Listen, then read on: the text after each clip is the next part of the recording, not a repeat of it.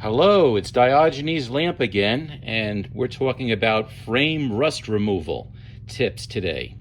Okay, first off, you could use the old tried and true method of using your drill with a wire wheel. Of course, you'll want to use safety glasses, and definitely, or depending on how much is coming off, like a mild, either a COVID face mask or something heavier to keep the particles out of your nose and mouth.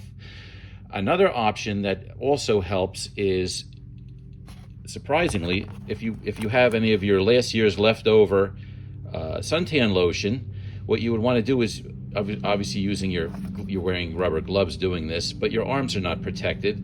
So, and a lot of times if you don't want to wear a long sleeve shirt to do this, so you put this on your arms, and this way it collects on the surface rather than going into the pores of your skin, which is also a bad thing, and it washes off. Now, obviously, you don't want to keep this is great stuff, by the way.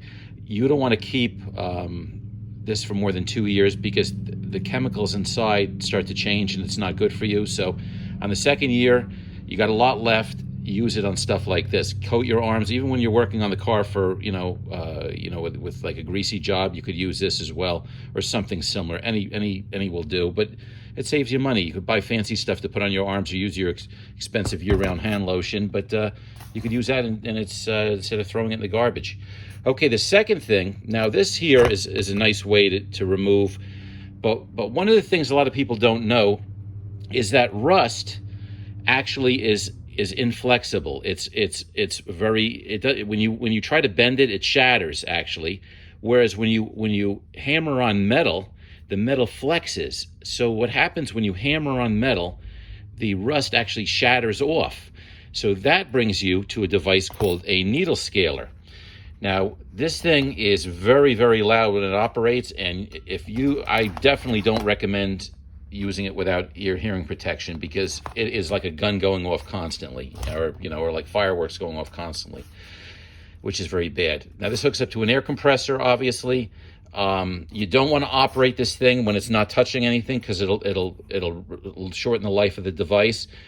Obviously, safety glasses, stuff flies. You basically put these tips against the metal, and it shakes the metal, and the rust shatters off, and it comes off very, very well with this. In some cases, you don't even need to use this. You just use this, just do a really good job, and then at that point, you could choose how you're going to coat the car, whether you're going to just get your regular spray, automotive spray paint. I've had good luck with the Krylon black automotive spray paint if you want to keep the price down, or there's other fancier stuff from different places, like Eastwood Products makes some nice chassis black and stuff of that nature that has epoxy in it. But I'm trying a different road this time, because a lot of times I use the paint, and after a couple of years it just it starts to come off again. I decided to try this product, and I've actually had some luck with this. This is a rust treatment. It's not a paint, but what you have to do is you have to spray it on in 2 or 3 coats within a few minutes, and then you got to let it sit overnight, and it makes it a 2-step process. Then at that point you spray it with top coat. Now this is, you get this typically from Napa, and I find that it works very good. So this will actually transform transform the rust into a coat that you could use to coat it. Anyway, that's all for today.